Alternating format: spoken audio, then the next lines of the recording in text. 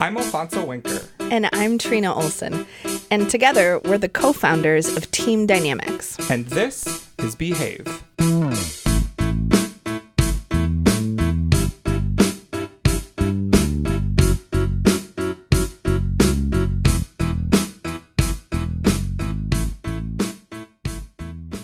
Trina? Yeah. I have a confession. Well, you're Catholic, so I feel like you've practiced. Pretty practiced. I don't believe in safe space. Get out of town. This shouldn't be a surprise to you. No, it's not. I've heard it before. Me neither. But it might be a surprise to some of the folks who know our work or who are just getting into these conversations with us. So we want to talk about safe space and really the myth of safe space when we're facilitating or when we're gathering or when we're getting into big, important, and sometimes hard conversations with our peers. Yeah, and before we go any farther, I don't want folks to misunderstand and think we don't want folks to feel safe. Of course we do. If you actually come to one of our in-person events, we will tell you out loud we can do everything in our power to guarantee your physical safety. But here's the deal. I am the only adult that I am in control of, so I cannot possibly promise you what is going to come out of somebody else's mouth or their heart or what their intentions are going to be. I don't know where all of your wounds are, so I don't know if I'm going to hit one of your tripwires. And by getting into rooms where you have consented to having conversations about race, about gender, about class, about power, about systems, it's going to be hard. So what we would rather you do is build up your resilience to have hard conversations. So I think what would be most interesting to folks who want to have this conversation with us is maybe we can set up how we think about how to be ready as holders of conversation. Okay. So we absolutely believe in trying to set a container where people can wrestle and have hard conversation. We have ways that we think about as the holder to be ready. And then we have some offerings around what kinds of protocols work and might not work when we think about getting ready to dig into hard conversations together about race and gender. And people could really think about this if they're going to lead a staff meeting, if they're going to have an important conversation around the dinner table, if they are going to lead a retreat. So it's not just as a facilitator, but I think what we're saying right now is if you're doing work that is relevant and contextual to what's going on around us, what's going on around us is really intense, right? So we come back from weekends where there are shootings at synagogues, and where there has been more violence perpetrated against people of color, especially Black folks, by police. Or we are listening to a really intense and ramping up political conversation as we head towards a big general election. And so this idea that somehow we can separate what's going on in the world around us and just pretend that that's not happening here at work isn't doing us any favors. So maybe I'll talk about our tools as conversation holder. Sure. And then you can talk about protocols as an offering to a room. Cool. So we know that so many of us are asked to hold all kinds of different conversations. Mm-hmm. So this advice or this sort of suggestion for behavior is less, like you said, it's less about just sort of the hallway conversation or the in-passing, and it's more about, I need to talk to you one-on-one or maybe at the dinner table or in a group setting. So the first thing is about readiness. We know, and you say this all the time, we can't prepare for every single eventual scenario or possibility. And we should hold the concept that just about anything could happen in a room. And it does. And I think of that as an asset. Yeah. I think of ready for anything to happen in a room means that I'm less blown back when I find someone's behavior because of who I think they are, the values that I think we share, when I am surprised by it. So it doesn't mean that I'm not having an emotional reaction to it. But if I think, of course, that could happen in any room, I'm less blown back. And there's some really cool practices we've learned from the Movement Strategy Center and other folks that have studied Tai Chi about our own breathing and our stance. So if we practice a physicality that is about readiness, so if we stand forward on the balls of our feet rather than on our heels, we are physically not blown over by hard things that happen in a room. And when we're breathing deep and low, we're more grounded in our own energy and the energy of the room so that we can actually breathe in what's happening rather than resist it or try to use our own bodies as a shield. Yeah. And I'll say, too, we've made jokes about this, right? But this is not just hippy-dippy, hold a space, everybody sort of sit on the floor, although you can. I love sitting on the floor. We're saying be embodied because the kinds of experiences that people are having of race-based discrimination, sexual harassment, and violence is so intense. We cannot normalize that by not feeling it in our bodies, right? That does us a disservice. And I think when I've seen you pivot in a hard conversation, part of what I've appreciated that you do really well is you love on people for sharing what they're sharing. So it isn't you did it wrong, this wasn't the right time or the right way, or I can't believe your voice got louder, or why are you crying? It is, yeah, we're talking about big things that have impacted our daily lives. So big comes out of us in a bunch of different ways. Thanks for sharing that, because I forget that I do that sometimes. Yeah. I pay good attention. The other tip that we want to give folks that are holding rooms is to stay deeply self-aware and other-aware, meaning if I'm going to invite this conversation and be the holder of it, where are the pinch points or the trigger points for me around race, gender, etc., whatever's coming up? And maybe I should tag someone else in with me. We often don't facilitate alone, so that we can have a conversation about what might come up for me in this conversation and what are the things that I can hold and where are the places where I might need to ask for help. But also stay other aware. So am I leading a mixed race room? Am I leading a room that's mixed across gender?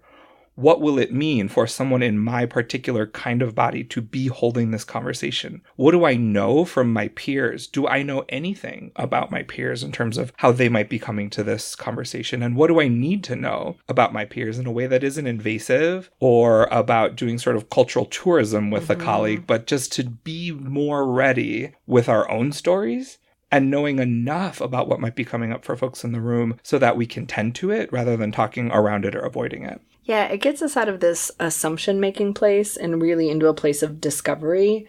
So it's often that at the beginning of a conversation, we'll sort of take a poll of the room. So we'll ask folks to raise their hands if they're able, or somehow indicate to us where they're at in terms of sort of their general health to have this conversation, how they're coming into the room, what they need. And so rather than assume and try to caretake, that's not our job. Our job is to discover and move the conversation forward. And so when you think about creating a container to have an important conversation to move your goals forward, even if it's about your product or it's about the third quarter, it could be even a really tactical meeting. But what we know, right, about mixed teams in the workplace is that we are better than homogenous teams if and only if we acknowledge the difference. So no matter what the conversation is about, you need to acknowledge and recognize all of the richness of what's going on for folks. That's how you're getting so many different perspectives. So we've really done in the last couple of years what we've called help the ground rules grow up. So a whole lot of us used ground rules, myself included, to just say, can't we all be respectful during this conversation? Or let's step up, step back. Sure, totally. Great idea. In reality, those things are not clear enough, nor do they acknowledge the power dynamics in the room, positional or identity, to move forward. So we have whole sets of protocols that can help us come to shared meaning. So for example, when you and I are having a big conversation that might get hard, I might need to stand up because when I get in my body, my brain works better. But we have protocols that I won't do that without telling you I'm about to do it. So it doesn't look like I'm storming off or that I'm going to flip the table. I'm not going to come near you or around you, right? But it's being able to say, so what do I actually need in order to have this complex conversation about my experience with sexual harassment or sexual violence, or how can I be a good listener as a white person to the pain of people of color without getting defensive, shutting down, or interrupting, right? So it's about that self-aware piece and then getting more creative with what is possible in our ground rules. And when we talk about protocols, we're talking about specific invitations for how rather than intention setting. So oftentimes when we do safe space, ground rules, or group agreements, it's a lot of intention setting. When we talk about protocols, we are giving a room a set of ways of being for particular instances. And so what we can do after we post this episode is we can put that in a blog on our website and show folks some of what we choose to do and how we think about different options related to protocol, so people can see the menu that we pick from, because it's not a laundry list of things we always use. Right. One of the ones that's been standing out a lot, maybe as a teaser for folks, is we have a protocol that you have to volunteer yourself in a room. So we know that women, people of color, young people often get voluntold to do something, volunteered and told at the same time. When in fact, we should all have the agency to step in or step out of a conversation and say yes or no, or I'd love to take notes, or I'd love to report out, or I do have analysis. And it's been really game-changing in the rooms for us to say, we'll sit in the silence as long as you want to, for you all to decide who wants to go next. We're not going to assign it. So that's been really interesting. And the last thing that I want to just sort of flag for folks is 2 important conversations that are about comfort and call-in culture. So we increasingly are hearing from people who say things like, we need to do this really hard, important conversation about race or racism or gender or misogyny, but we want to make sure that everybody stays comfortable. I'm not even comfortable now. Right? So the goal isn't discomfort. Correct. The goal is to understand where discomfort lives, right, and to think about the different ways that different people could practice holding discomfort for different amounts of time. So it is irregular for men to sit through a conversation that is about gender and sexism and misogyny and not be disruptive in that conversation.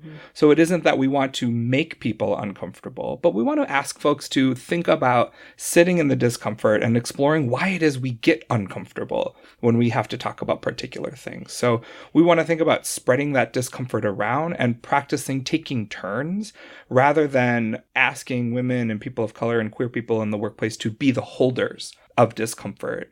And that relates directly to call-in culture for me. So call in and call out culture. So I think in a time... It's all over the internet. Yes. Yeah. It's pretty active. I think we are in a time when more people are coming to a heightened political awareness. Yeah, the way I say it is, whoa, it feels like some folks are late to the party, but I'm genuinely really glad they're here. Yes. Yeah. And having that analysis and that awareness, and I know we're going to talk more about it in a little bit, can feel so powerful. Yeah. And it can feel so painful. Yeah. And how that often manifests for us is shaming people or yelling at them when they misstep, especially when they are people that we think should be on our team or share our values.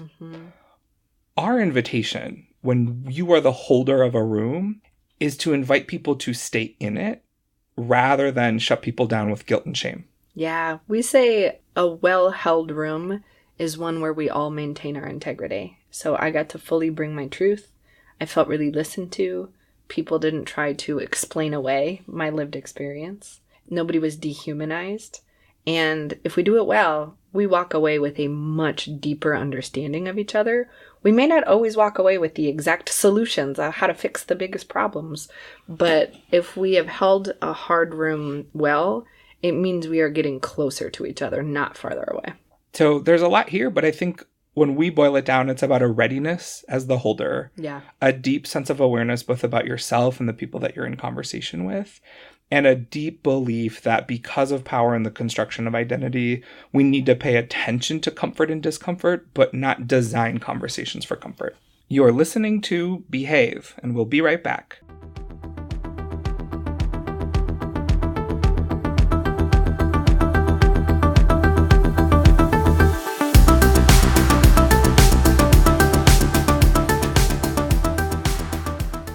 So, Alfonso, I have some news. You may or may not like it. Okay. I'm continuing my year of alliteration into this year. I know I said it was all of last year, but it's coming that it could be many years. It's like a blue period for Picasso or whatever. It's clear that it's a period. I'll allow it. Okay, great. So here's what's coming up. I really am thinking about political analysis to personal practice. Because we keep being in rooms with folks who have really clarified, well-defined values, right? They know who they are. They know who they love. they know what they care about, they're really open to new information, but have a huge gap between what they think and feel is right and just and beautiful and embodied and good enough, and what on earth they're going to do on a day-to-day basis to make that the world they're living in.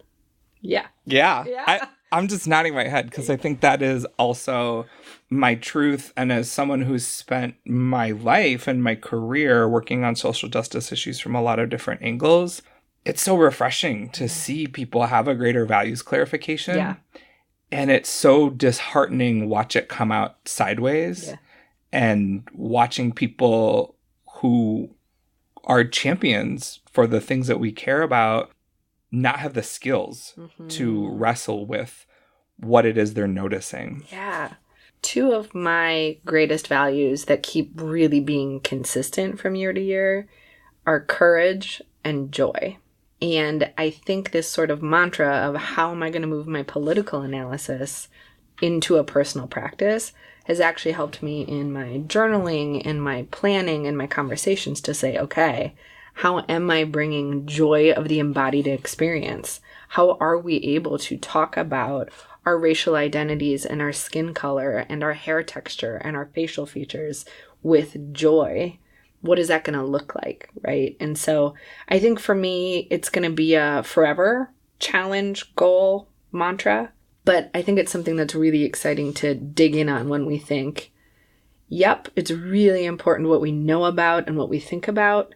It might be in relationship with other people, even more important how we behave, what our practice is. So we say a lot, this is about building and executing a practice. I went to a talk for Women's History Month a really long time ago by Rinku Sen, who was a former editor of Color Lines, and she talked about this need to sort of build a big tent. Otherwise, we won't win on the important racial justice matters of the day. And part of my practice has been about my value of connection. Yeah. And staying in relationship to people who believe some of the same things I believe, but are struggling with the behavior shift. Yeah. And her message to us, and maybe it was quite a while ago, was about lowering the bar for how hard it is to get into the tent. Yeah. And so as folks are coming to greater political awareness and having a stronger analysis, it doesn't mean increased bridge burning or increased absolutes or increased ins and outs. Because if we want to win at a scale and shift behavior in the workplace at a scale where we can't predict who's doing well and who's not doing well, we need a big, big tent of people. Yeah. And so I'm in this practice of thinking about what does it look like to stay in connection with people as they wrestle, rather than having a hard line of you didn't say it right the first time or you didn't do it right the first time. And so you're out forever. Yeah. Some grace and some remembering that the power structures have conspired to keep us asleep in the ways that we're asleep for as long as possible to maintain systems of white dominance and male supremacy, right? It's really purposeful. So sometimes it can be hard to be near somebody when they're kind of waking up. And boy, we have to get excited with them, or that's really an offering, an option, is to say, every single time, and to keep it focused on yourself rather than other people, every single time I'm getting new information. So my political analysis is getting heightened every time I look at the news or every time somebody I'm close to tells me a story about what's happening in their life, right? That influences my political analysis. Then I have my own work to do, which is, okay, so what about knowing that could manifest in how I lead this next staff meeting? Or when I think about hiring processes, or I think about staff reviews, what is it going to mean in my personal practice? And I just want to be clear as we close up this conversation, it isn't that we're giving people a free pass to not do hard work. We believe in cleanup, we believe in accountability, and we believe in helping folks who are misstepping or who are missing us or missing each other when it comes to important conversations about race, gender, etc. And we know that we want to stay in the conversation with folks rather than invite them out of the conversation. Or to stay in political analysis forever, right? So interesting. What should we do about it? You're listening to Behave, and we'll be right back.